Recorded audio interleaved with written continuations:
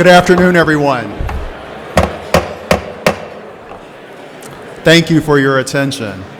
We are fortunate today to have a distinguished panel to discuss quantum computing and the creation of the Illinois Quantum and Microelectronics Park on the site of the former U.S. Steel South Works plant. Our conversation will be moderated by Crane's award-winning technology reporter, John Pletz. First, John Atkinson. John leads economic development for the state of Illinois as chairman of Intersect Illinois, the state's economic development corporation, a pivotal player in the creation of the quantum campus. He is also managing director for March USA and chairman of Marsh Chicago, the global insurance broker and risk advisor. He is actively involved in various civic and philanthropic organizations and has worked with Governor Pritzker at the Illinois Board of Higher Education. Pete Shadbolt is co-founder and chief scientific officer of PsiQuantum, whose mission is to build and deploy the first useful quantum computer. They are an anchor tenant at the quantum campus and a key player in highlighting Chicago as a quantum hub. Pete received his PhD in experimental photonic quantum computing from the University of Bristol and a postdoc at Imperial College researching the theory of photonic QC. At Bristol, Pete demonstrated the first ever variational quantum eigensolver and the first ever public API to a quantum processor. Simone Severini is an Italian-born British computer scientist. He is currently professor of physics of information at the University College London, where he initiated collaborations with major corporations such as Google, Lockheed Martin, Siemens. He also serves as general manager for quantum technologies at Amazon Web Services in Seattle. He too was educated at the University of Bristol and also the University of Florence. Simone played an important role in some of the world's first quantum technology startups, including Quantinuum and Phasecraft. Before we bring up our panelists, I would like to introduce our opening speaker. As the 43rd governor, J.B. Pritzker has prioritized fiscal responsibility across our state by passing 6 balanced budgets in a row, rebuilding our rainy day fund, and earning Illinois 9 credit upgrades in just a few years. Governor Pritzker has also made incredible strides for economic growth, attracting private investments with unique incentives, strengthening workforce development training and post-secondary education, and supporting small businesses through financial assistance programs. Under his leadership, Illinois has been ranked by Site Selection magazine as the #2 nation for corporate expansions and relocations. Before his time as governor, he built several venture capital and investment startups, including the Pritzker Group. He is likely best known to this group as the father of Illinois Tech, founder of 1871, and the driving force behind the $500 million public-private quantum manufacturing campus, which has been central to his economic development plans for our state. Please join me in welcoming to the stage the governor of the great state of Illinois, the Honorable J.B. Pritzker. So good to see everyone here today. This is a lot of people in a very cold day coming out for lunch. You must have been hungry. Great to be here. Good afternoon. And I want to take a moment just to thank the organizers. I won't take a lot of time with thanks, but the organizers and participants really have come together to create an engagement here that I think is an important conversation for everybody to hear. I want to thank the CEO, of course, of the Economic Club, David Snyder, who I've known for quite some time, and of course the very kind introduction from Derek Robinson. I did not pay him to say any of those things, and although I would like you to follow me around and just provide the introduction for me everywhere I go. And of course the Economic Club of Chicago and all the members who've been terrific at promoting the city of Chicago and the state of Illinois and helping us build bridges between businesses in various parts of the world with the city of Chicago, as well as build bridges between business and government. I won't go back to the panelists, but you are going to hear from just some terrific folks who are experts, and I couldn't possibly live up to the expertise that you're going to hear from, but I do want to provide some of my own remarks before they begin. You did hear a little bit from Derek about what we've tried to achieve for the state of Illinois, and it's about stability. And so I'm going to repeat some of the things that Derek said just because I want them to drill into your head. It's important for you to know as you leave here and as you go out and talk about where you live and the place that you care about, what we've done over the last bunch of years, 4, 5, 6 years. So, after decades of really mismanagement of our state's fiscal situation and of its economic potential, we've balanced 6 budgets in a row. We've improved our pension funded ratio. We've received 9 credit upgrades.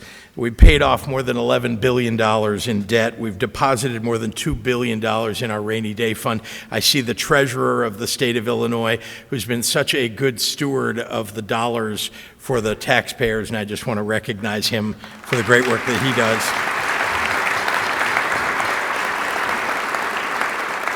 It takes great partners to get real big things done, and the foundation that we've created, the fiscal foundation that we've created, has helped to bring a new day for the Illinois economy.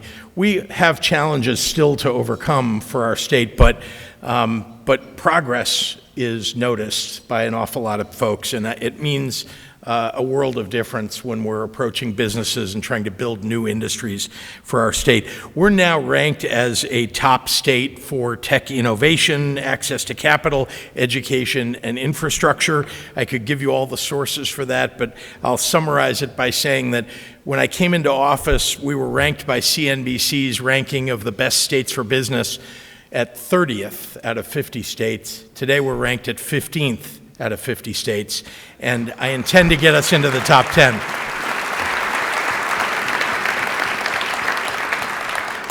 And by the way, Chicago it was mentioned by Derek that Illinois is number 2 for corporate relocations and expansions among states. Among metropolitan areas, Chicago is number 1 for relocations and expansions.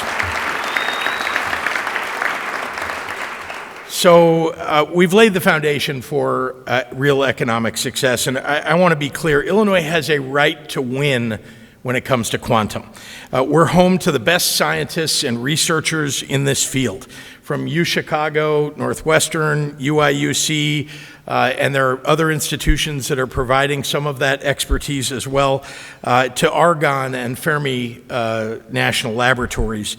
In 2019, the state provided a grant. The state, when I first came into office, we passed a big infrastructure bill, and as the legislature was looking at divvying up what they wanted to invest in for the state and talking through in committees and so on, people came to me and said, "What do you want to do?" And I said, well, first I want to do what the legislature needs to do, but we want to make sure that we're rebuilding, of course, our water ports and our airports and our rail and transit and roads and bridges. But I also said something that I think nobody understood at the time, but I credit at least the then president of the University of Chicago, Bob Zimmer, with putting in my head, which is we need to invest in quantum. And of course, the legislature kind of looked at me strangely and said, "What is that?" And so, and I of course couldn't explain it. But I knew enough to know that this was the right thing to do. And so we actually made a $200 million investment in quantum. And I should add that when I went to my first National Governors Association meeting as governor, the delegation that was there with the governor of California, the delegation came up to me and said, "How did you get that done? We can't get that done in California." And I thought, well, we're ahead of the game, if we're beating California at it.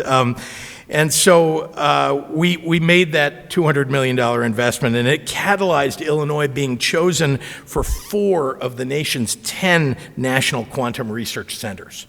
We got more money and more grants than any other state in the United States because of what I just said earlier. We've got some of the greatest institutions and people around this subject matter. We have a right to win. And then in 2023, the Federal Economic Development Administration designated Chicago as the central driver of U.S. leadership in quantum technologies.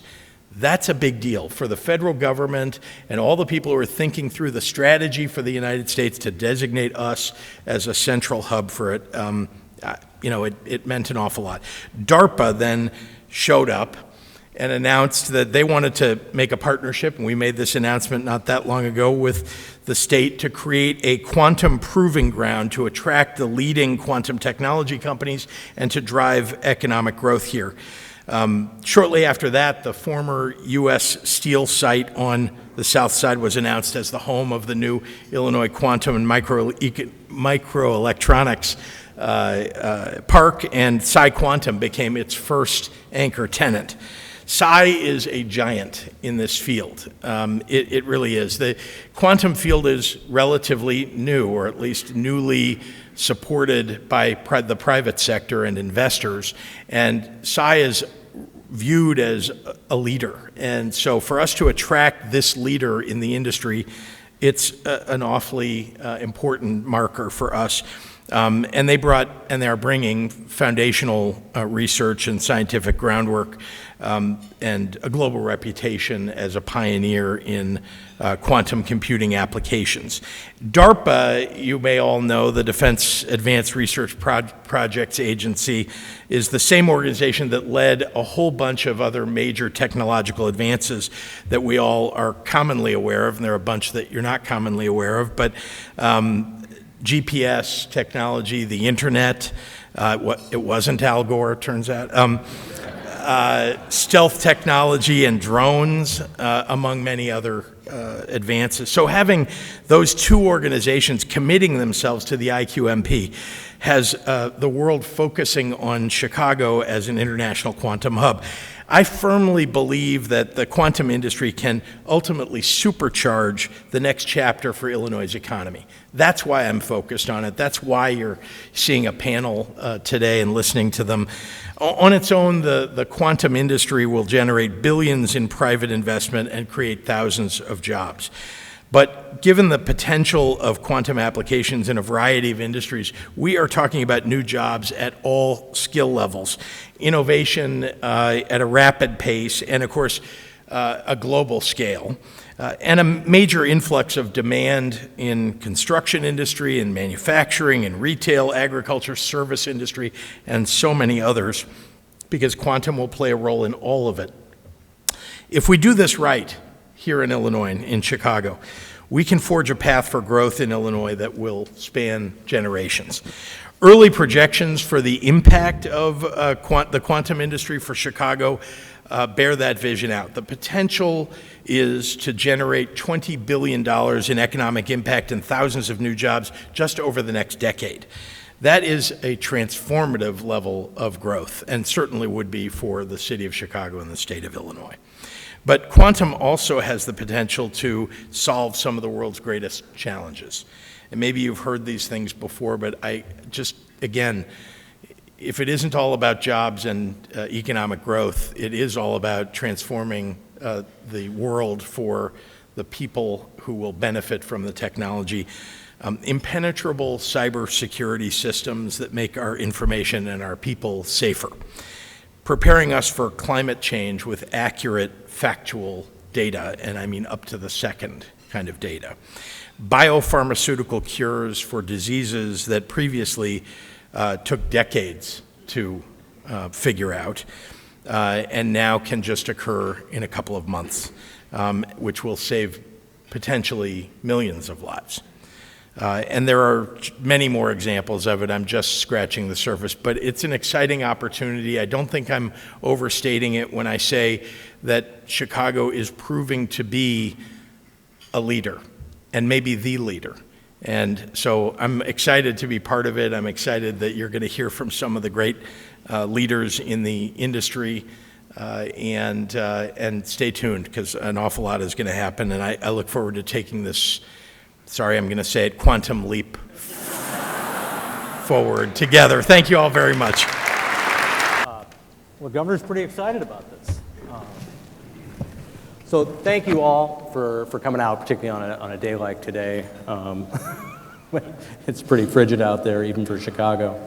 And I particularly want to thank Pete and Simone, who left much warmer places to come here. So thank you. And for Pete, you know, that's the first time I've seen you without the cycling hat. That's right. I didn't recognize you earlier. That's right. But since you're going to be spending what I think will be a lot more time here in Chicago, and you know, it can get a little cold down there at the USX site, I thought you might benefit from some different headgear. Oh, wonderful. A little something for you. I've got a big head. Brilliant. You will likely need it. I actually can't hear anything with this on, so that's very kind. No, nobody's going to post that, Steve. No. Who would do that? So I'm going to ask you to follow the governor's lead and embrace your inner nerd for a bit for the next 45 minutes or so. We're going to have a great discussion about quantum, and you know, we've got just some of the best experts I can think of. So I'm gonna let them dive deep into this, and we're all gonna learn a little something. How about that? So Pete, you get the easy part, the easy question. What's quantum? It's a great question. Or quantum computing? Yeah, so that, first of all, is a distinction, which is that there's a broad umbrella of quantum technologies, and quantum computing is one of those technologies. And you know, the basic context is that for a long time, we had what is called classical physics. So Newton and Maxwell and some of these greats who figured out gravity and electromagnetism and so on.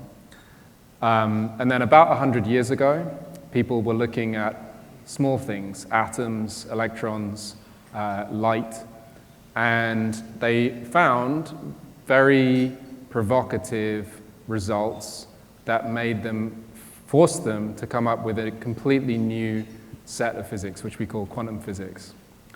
And that was about understanding our universe, understanding microscopic things predominantly.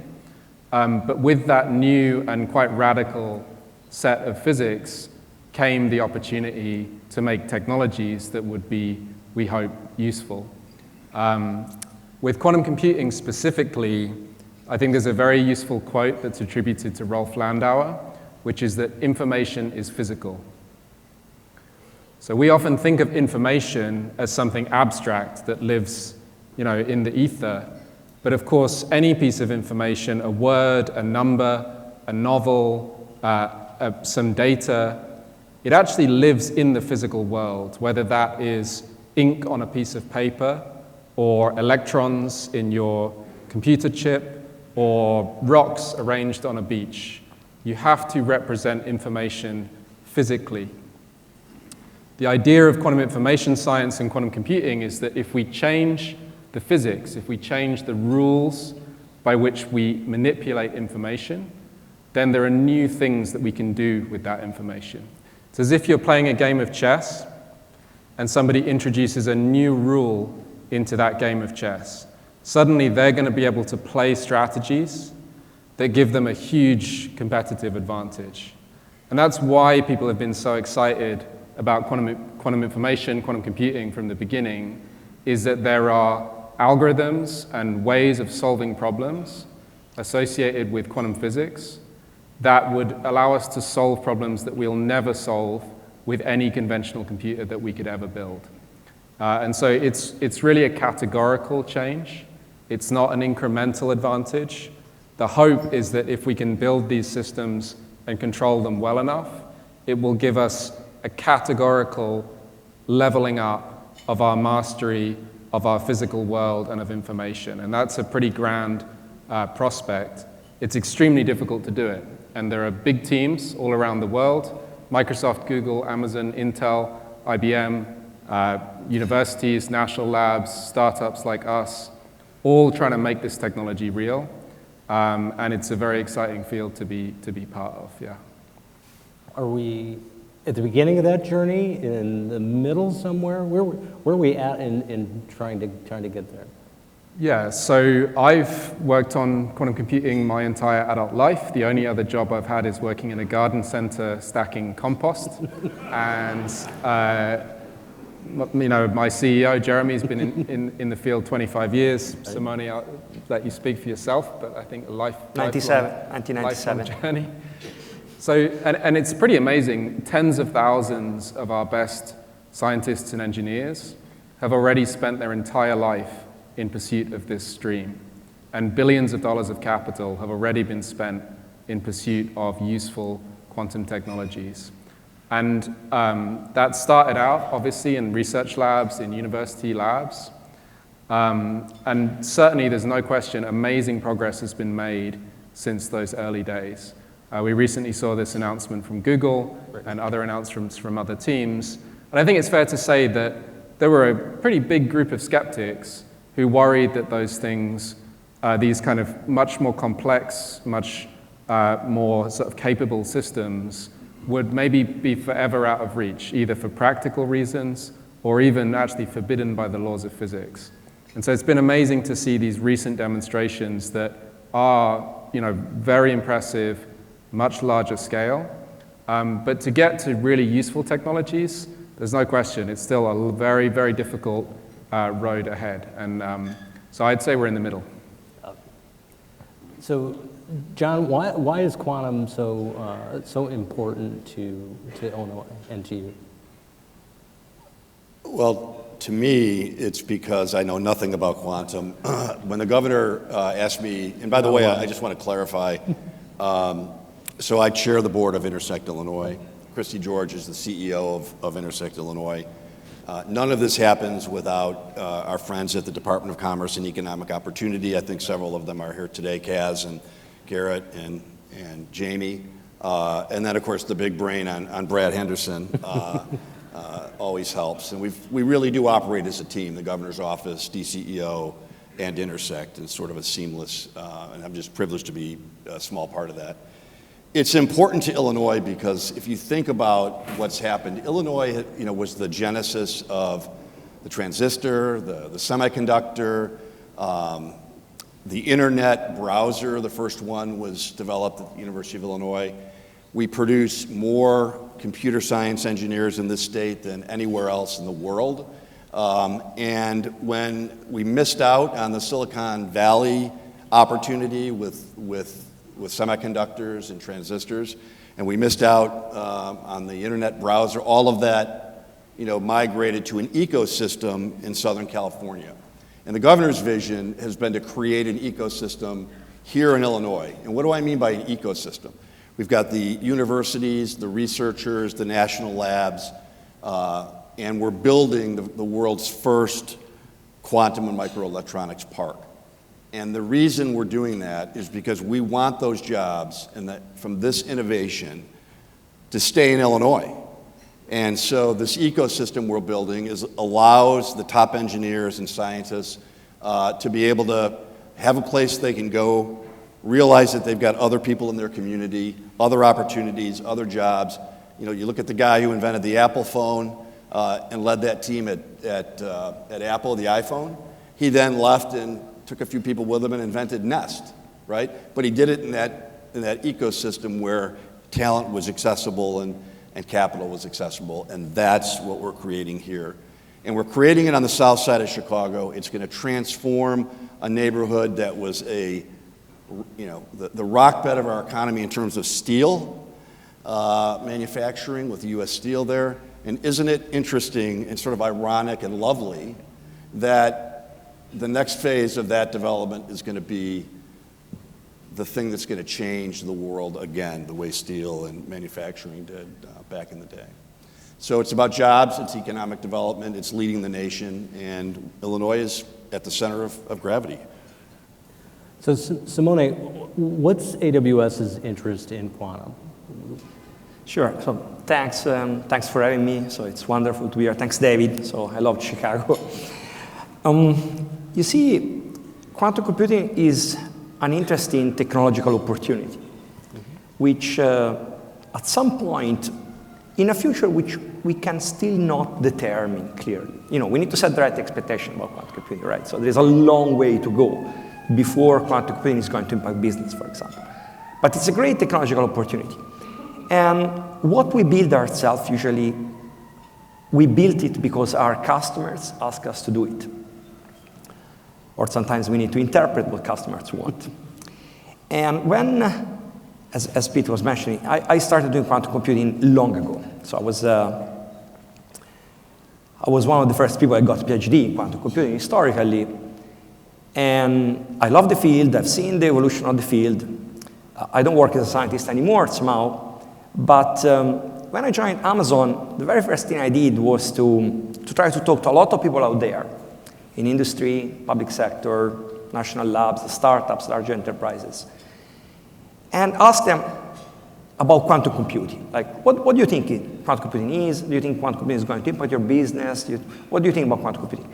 And a lot of people were telling me either what's quantum computing, or, oh, I heard that quantum computing is here, and if I don't buy a quantum computer tomorrow, I'm out of the game. Very surprising.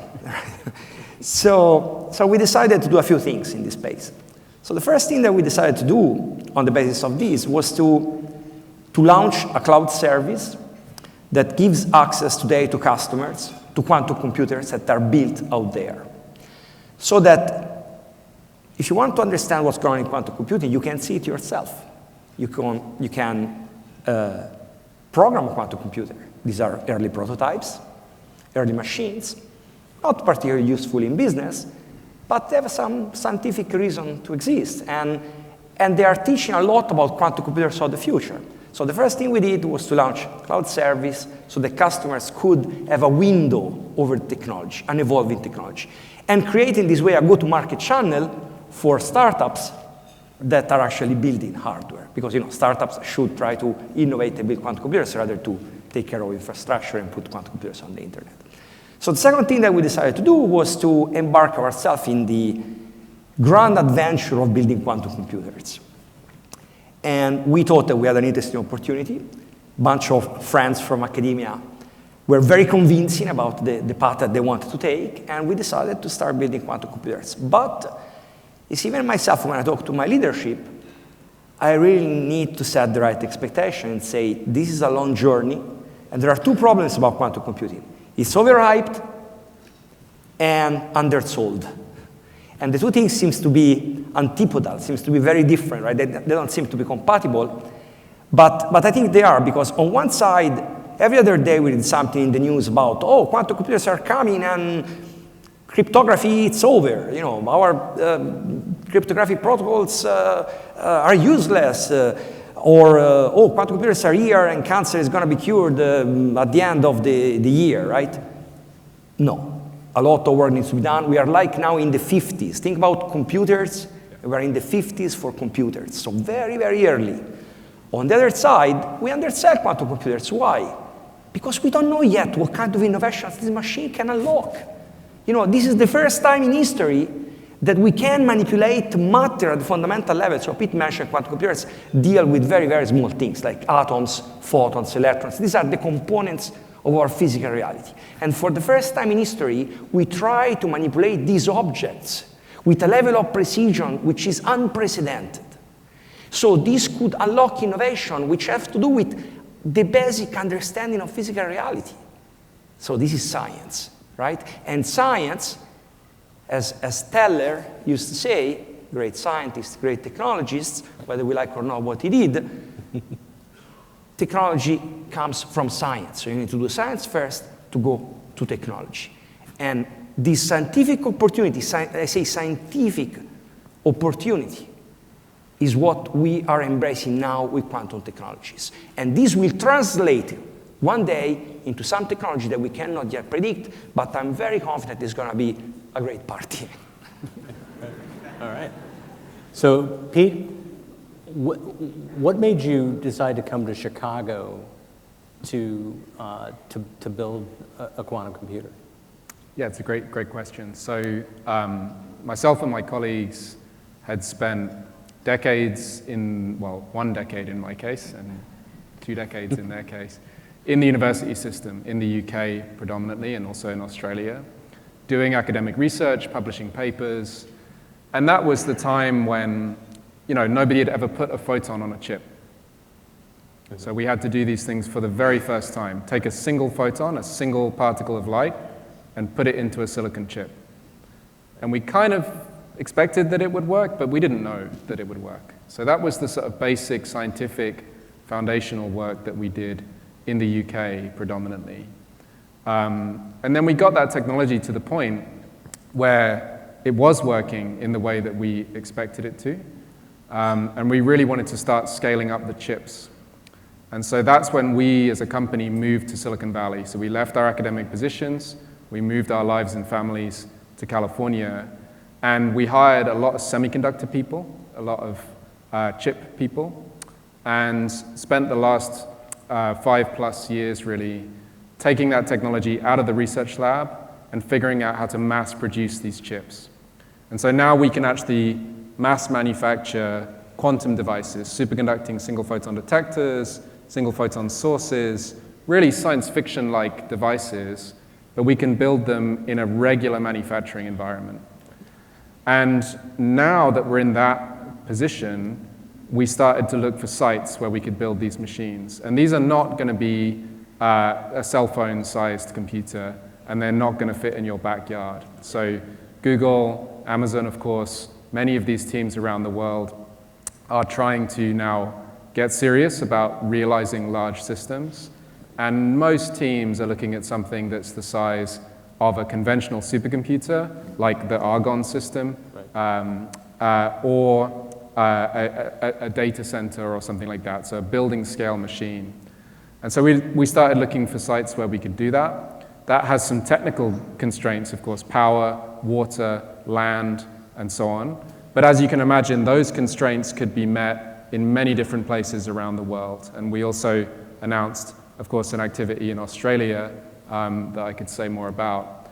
But in Chicago specifically, I think it took about a week of discussions before I think our team was extraordinarily convinced that this was the right place to do it.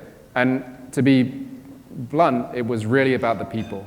It was the people, the culture, the attitude of winning, of getting stuff done, and of just, optimistically moving forwards on things that we acknowledge are very challenging, but which are possible. And so let's get on with it. And I think that is, I'm obviously very much a newcomer to Chicago. It's been really wonderful to be introduced to the city and the community here. But from my point of view, that is a product of a deep, deep history of doing extraordinarily challenging, large-scale engineering. The first sustained nuclear reaction, reversing the flow of the river, lifting entire city blocks off of the ground, and of course, the long-term investment in basic science, quantum technologies, quantum information in the universities, in the national labs, and now, of course, in the growing startup ecosystem and so on around the city. So, surrounded by that talent. By the way, not just the kind of elite PhD level quantum information type talent, but also people who are ready to cut steel, lay concrete, and build a big system with very challenging requirements. But yeah, also just the community, the culture, the attitude, the sort of flavor of the place that is very, very distinctive and very special. Yeah, it's awesome. So we're delighted to be here. Glad to have you. So Simone, you mentioned something earlier about the importance of startups in this whole project and this whole endeavor. Tell me a little bit about your involvement with Duality here in Chicago, over at the University of Chicago, and sort of why that matters and whether that sets Chicago apart at all. Yeah, Duality is an accelerator for startups. They graduate every year about 6 startups. Please, Brad, correct me if I'm wrong. Startups that are here in the Chicago area in various areas of quantum technologies. Some of the startups are interested in figuring out what to do, for example, with a quantum computer. So let's say the more software side of the story. Some of these startups are interested in building some devices that are going to be useful in the context of quantum computing. And by the way, quantum technologies is broader than quantum computing itself. This is not something we measure, right? So it has to do with sensing, it has to do with precision measurement, it has to do with communications as well. So here, of course, we are talking a lot about computing, but when we say quantum technologies, we are considering a much broader set of technologies that have to do with quantum physics itself. And apologies, a quick parenthesis just for the audience. David told me, Simone, try not to be technical because, I'm sure that, David, I won't be technical.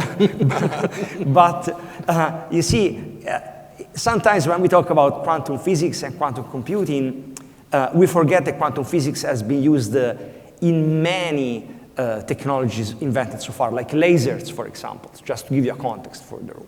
Or MRI machines. MRI machines exist on the basis of our understanding of quantum physics. Or even the transistor itself. The transistor has been invented because we have some knowledge of quantum physics. That's why quantum computing is going to be the next generation of invention. Closing parentheses.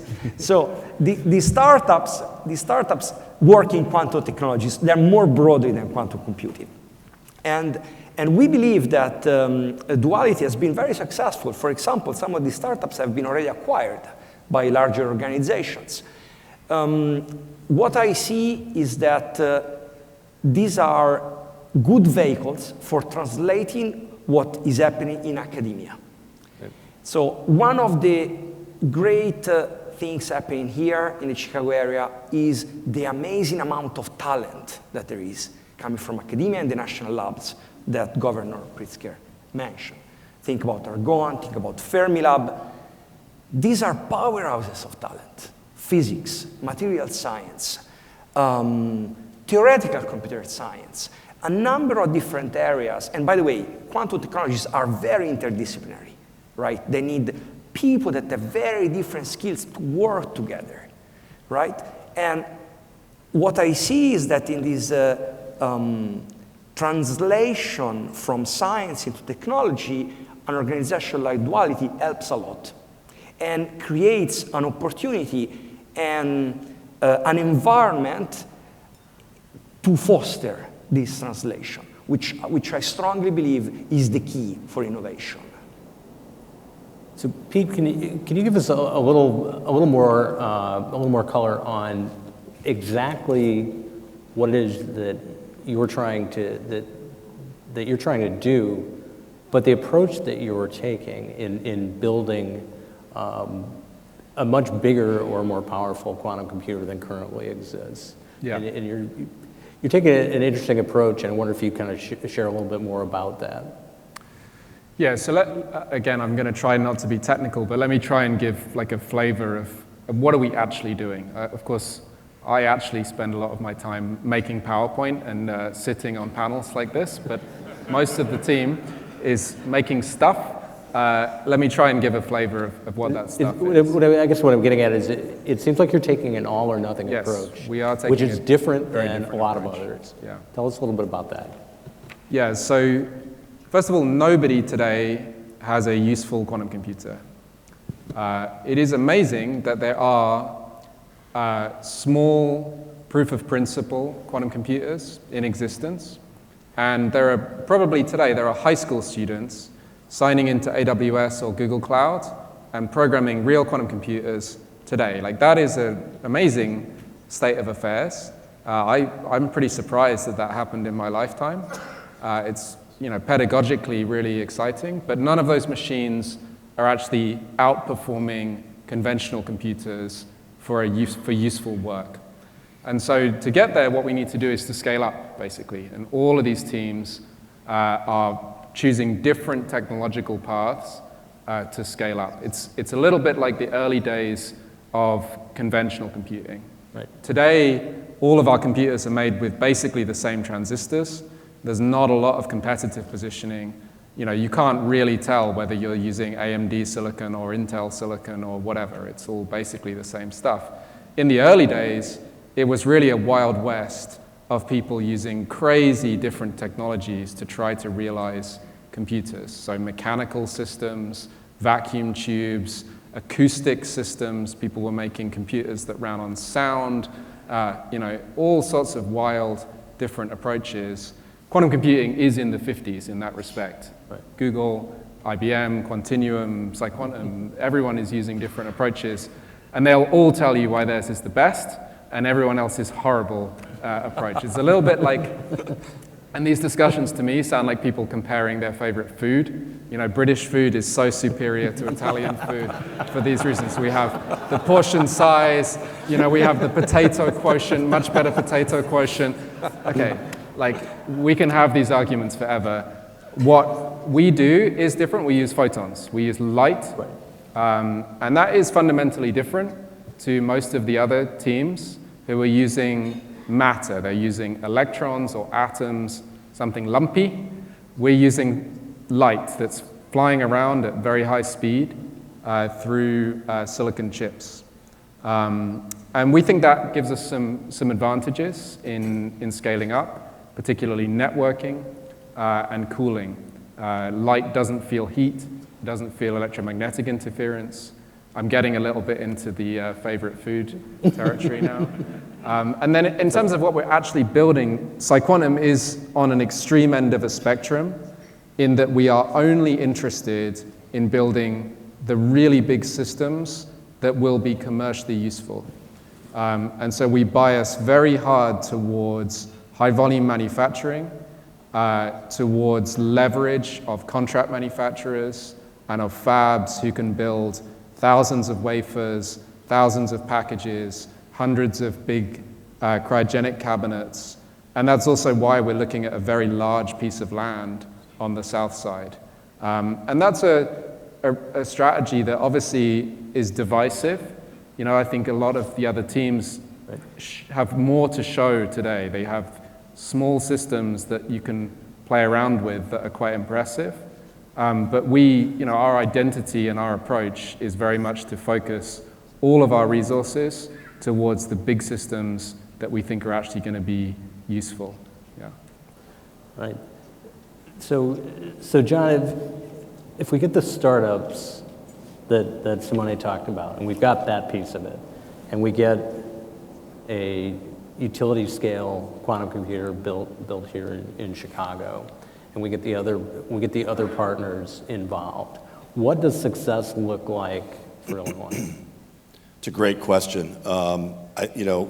First of all, what we've done at Intersect is we've brought on board a chief quantum officer. Preeti Chalsani is here and has been in the field for a very long time and knows the supply chain up and down and is an expert in the space. So what we're focusing on is what Pete pointed out, which is there's a lot of stuff that goes into these computers, and we're working closely with Psi and some of our other partners, focusing on the supply chain, because we want them, and they want them, and other quantum companies are going to want the supply chain close, and we're going to be able to create even more jobs in proximity to the park or on the park itself. Good looks like we've got an algorithm center, we've got researchers, scientists, working with business leaders and the smartest people in the companies in our diverse economy in Chicago, helping to develop the use cases, the algorithms, and the applications for these quantum computers. We've got a lot of jobs that are going to be filled, high-paying jobs that will be filled by some of Juan Salgado's fantastic students coming out of city colleges, out of Chicago State. I'm not sure if Z is here today. As well as our great universities, University of Illinois Chicago, and others. And so the collaboration between the business community and the academic community and our quantum company partners will create a community and a place where people can come in and have their product tested and work with other researchers and develop more use cases. DARPA is there for a reason. DARPA is there because they know this is the center of it all. We're in the middle of everything, and we've made the investment. And they want to be here on our campus because they want to be talking to Pete and testing, the limits of their system and all the other companies that we're attracting. And we'll be making other announcements soon. And I think we're going to bring, thousands of jobs on the south side of Chicago. I mean, the impact on Chicago just from the economic development standpoint is the biggest thing that's ever happened here. Forget the quantum computing and how impactful that's going to be on our world. This project itself is the biggest investment of private capital in the history of the city. So it's going to mean a lot.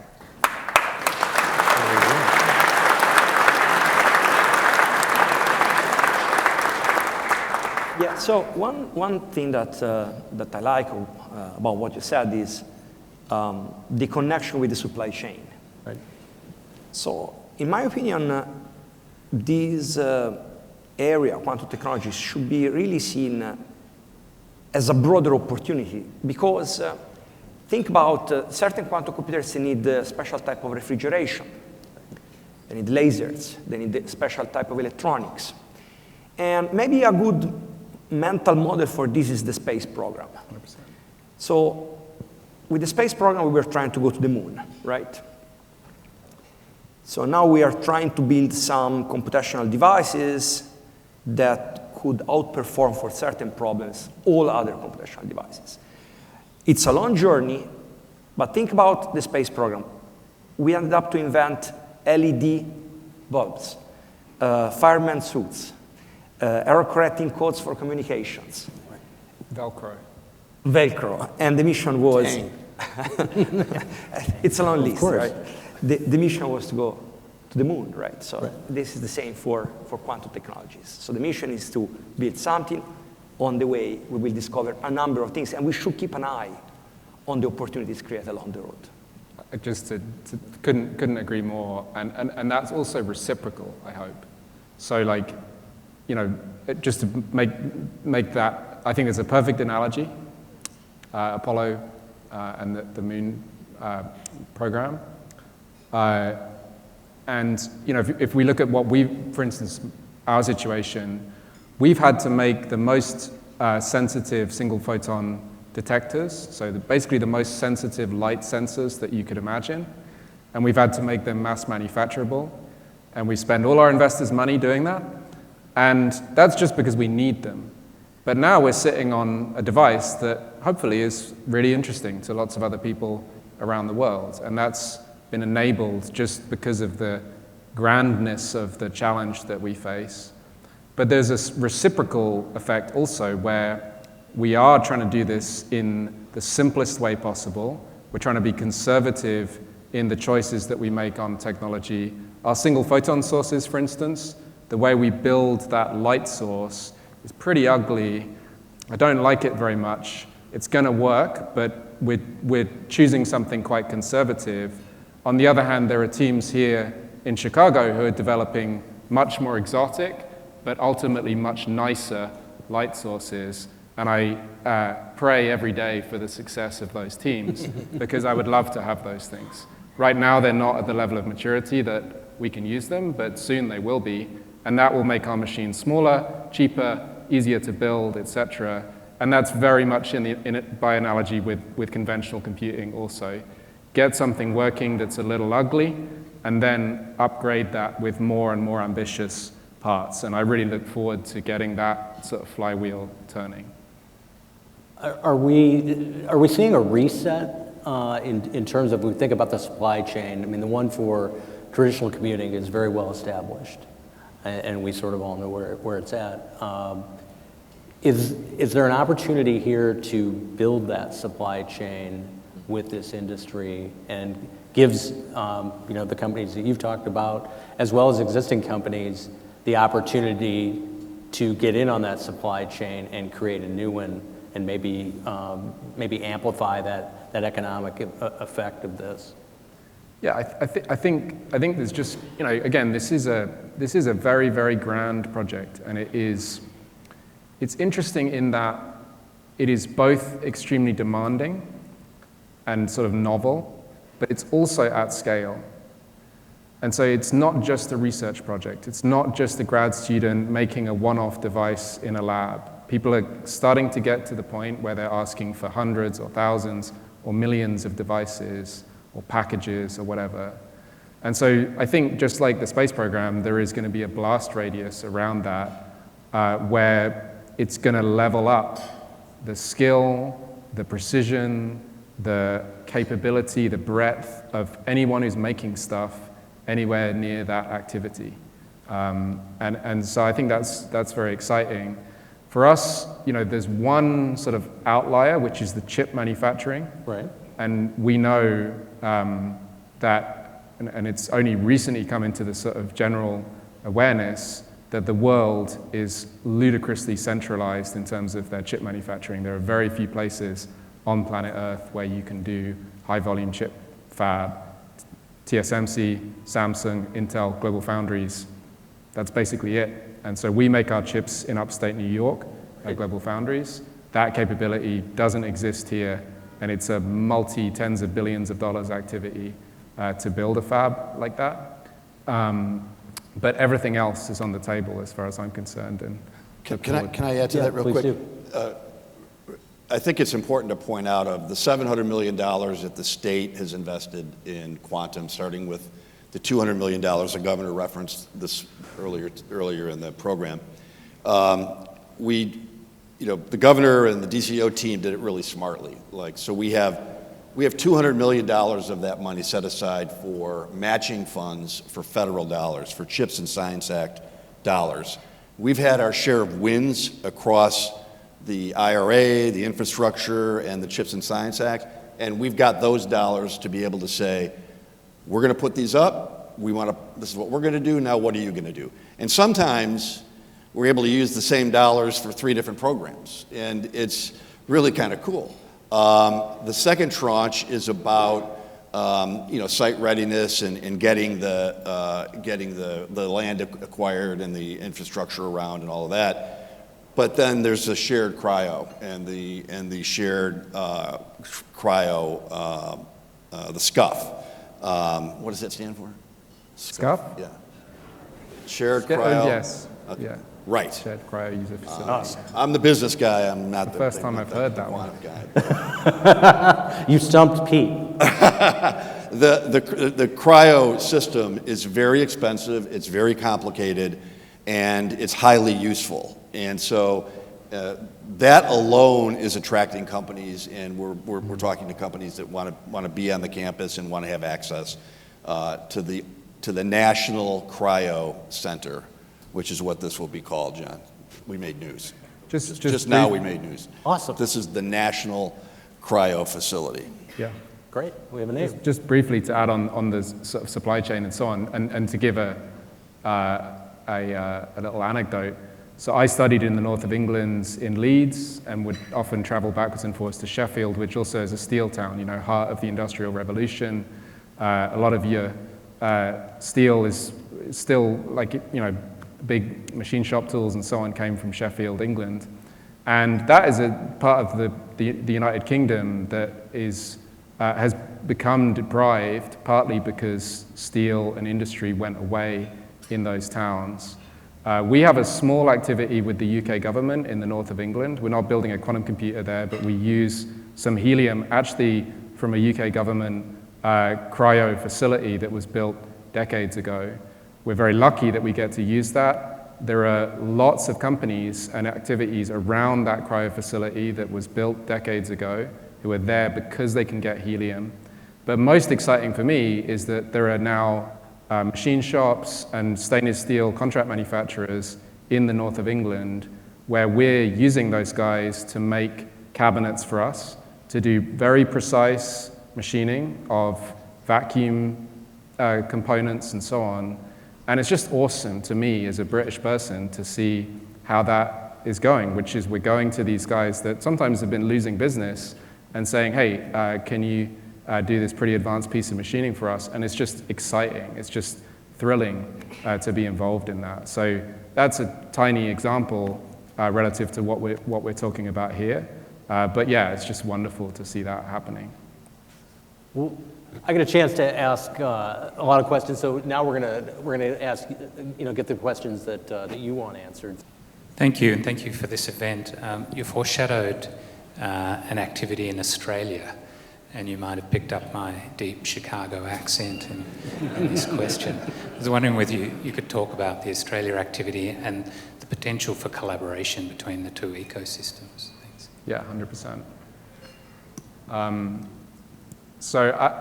Thanks for the question. So this is, it's public information. It's been published and talked about quite a bit. As I said, about maybe 2 years ago, we started looking in earnest for sites where we could build large systems. And 2 of my co-founders are Australian, Jeremy and Terry Rudolph. A lot of the foundational work on optical quantum computing, which is the approach that we take, was done in Australia.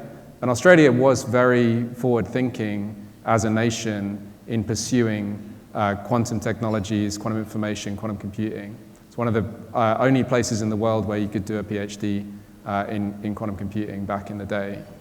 And so, yeah, we approached the Australian government a couple of years back looking for sites and announced quite recently that we're going to build our first utility scale system in Australia, just outside Brisbane. And so you can read about that activity in the newspapers. But we're tremendously excited about that. That's a similarly sized activity to what's going on here in Chicago.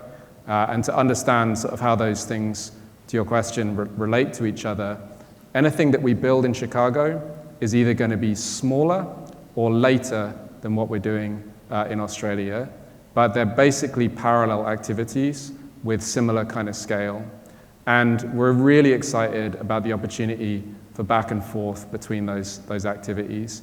You can imagine, for me as a person with very little experience of dealing with governments and so on, I was a little nervous to see how those 2 nations and the various pieces of infrastructure there would engage with each other. There were a few little ruffled feathers at the beginning as we sort of explained to these 2 groups that we were going to build systems both in Australia and in the United States. But pretty quickly that became a very, very productive, very healthy, and I think it's going to be a mutually beneficial engagement where there's just huge opportunity for learnings that we have in Chicago to benefit the activity in Australia and vice versa. And I really want us to get rapid back and forth transaction of information and learning from those 2 sites. I think it's just a huge, huge opportunity and very exciting, yeah. First question, will you comment on Google's recent announcement in terms of Willow from your point of view? And then, or maybe AWS could do that too. Second question, and maybe this is for you, we could do this offline too. The photonics approach versus an IonQ's approach in terms of the trapped ions, just shed a little light on that just from an education standpoint. We could do it offline as well, I'm just interested, so. Yeah.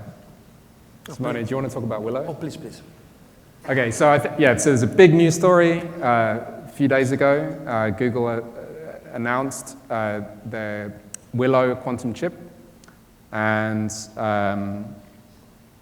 it's made a lot of splash in media and social media and so on. I think the Google stock price went up by about 4% on the announcement. So 4% of whatever Google's market cap is an insane, insane number that the market has assigned to this piece of news.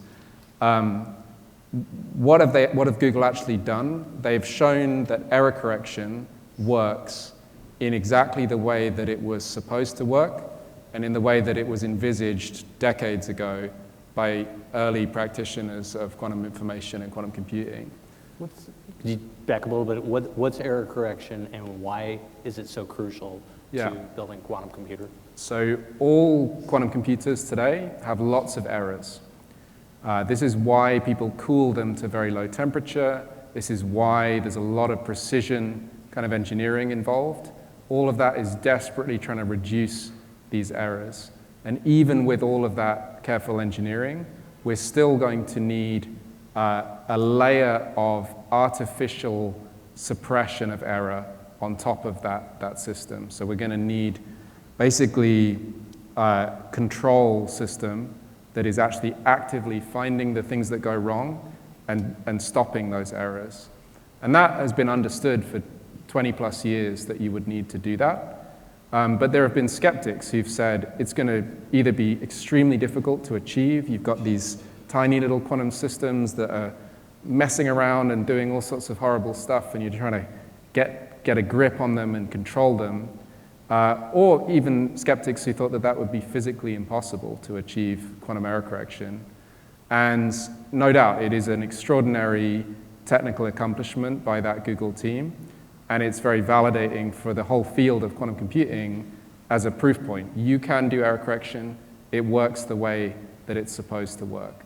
There's a second piece to that announcement where then Google run a benchmark algorithm. And this is the one that gets the most noise, which is that they're solving a toy problem in a few minutes or something, which is going to take septillions of years, longer than the age of the universe, to solve on any conventional computer. I think that's the least interesting result that they have. I think the error correction result is really a solid, concrete piece of work. I think what I'd emphasize is that it's not a breakthrough. Quantum computing is poisoned by the terminology of breakthrough. You've probably seen in the press every week there's another breakthrough in quantum computing. And people make it feel as though with this breakthrough, it's going to come tomorrow, And of course, that's just not real life. The Google result is the product of a decade of grind by very smart people working for a really, really long time on really hard problems. They've just about got it over a threshold, which is important and impressive, but there's still a very long way to go. And just to illustrate that, that's a 100-qubit system that the Google team has. Most estimates are that you need about 1 million qubits rather than 100 if you want to do something useful. So no doubt it's exciting. And then on IonQ and some of these other competing approaches, again, it's like arguing over your favorite food. I'm very happy to, of course, I am trained in the art of disparaging my competitors. And I can do it, but I ain't going to do it here. Okay. I think we had a question over here. Yeah, so thank you. Very informative conversation. So Mike Piggy's Chief Information Officer at the City of Aurora, Illinois. I have a question in terms of what do you believe the impacts will be on the traditional fiber optic networks and the concept of quantum internet? And are we actually watching the next industrial revolution materialize in front of us now? Yeah, sure. So there is quantum computing and quantum communications, right? So quantum communication is about two things.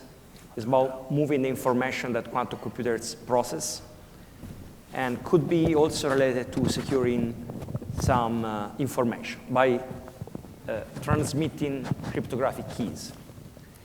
So right now, it's very difficult to build quantum devices, and what people call quantum internet most probably will arrive after there will be quantum computers. It's hard to determine what is the timeline for this. But this is an active area of research. And one area, for example, that a number of people have been working is quantum repeaters, trying to move information as far as possible. People have done some interesting experiments with satellites. But to answer your question, what would be called quantum internet, which is quantum devices connected with each other, it's something that will arrive after quantum computers themselves, so very far at the horizon. I think that I would agree with that. Quantum internet really becomes relevant once we have lots of quantum computers, let's say. But a more immediate impact is, again, to some of the previous discussion about space race and so on. For us, and it's not only us, a lot of these teams are going to have to develop photonic components that go well beyond the state of the art in performance. Most of our team at PsiQuantum don't have a quantum background. We have 250 or so technical people. The majority of those people are not trained in quantum computing. Most of them are photonics people, semiconductor industry people, even aerospace, oil and gas people that we're hiring now. And a lot of them are just developing very high performance optical components. There's actually nothing quantum about that. It's just low loss waveguides, it's optical switches for routing light. And so again, that's all technology that we think can be beneficial to classical telecom, networking, nothing quantum at all, and potential really great impact there also. Good morning. Thank you. This has been fantastic. My name is Hans. You touched on this earlier, but PsiQuantum is going to land with a certain amount of self-sufficiency at the microelectronics park. I was wondering if you could comment about what would you be looking for in terms of the ecosystem that is planned around you? What needs need to be met by that ecosystem? Not only in the park, but around in the surrounding neighborhoods. So I think it's a very good question. Is John okay, by the way? Oh, yeah, he had to step up. Okay, good. So I think it's very helpful basically just to look at our workforce. I can try and give you a description of the machine that we're building and so on, but if you just look at our team, who do we hire today as a startup in California? We hire very rare and elite experts in quantum information, quantum error correction, etc., PhDs. We hire semiconductor industry people who've been working in fabs, doing packaging, doing assembly, scale up, these kind of things. We hire vacuum system people, high power cryogenics people who cut metal or do design on the kind of high power cryogenic systems that you would find at Fermilab for some of their high energy physics work. We hire lots of software people, of course, firmware people. And then, now we're getting into the regime of infrastructure and these large sites. We're hiring people whose expertise I barely understand as a physicist, but is stepping up that sort of hierarchy of scale from the angstrom to the nanometer and now all the way to the kilometer scale. That's what we need as a company. We need stuff that spans that full spectrum. And the only piece that is really sort of hard to envisage here in Chicago is the fab. These huge high volume fabs, they're just an incredibly rare resource. We use Global Foundries in upstate New York. But that's kind of the one exception to the rule that I would really point out. Everything else, as far as I'm concerned, I'm desperate for help. Building this quantum computer is an incredibly ambitious, difficult thing, and whatever help we can get across that spectrum is super welcome, yeah. And that's why we came here. Well, I would like to thank our moderator, John, and our panelists, John, Pete, and Simone. A round of applause for them, please.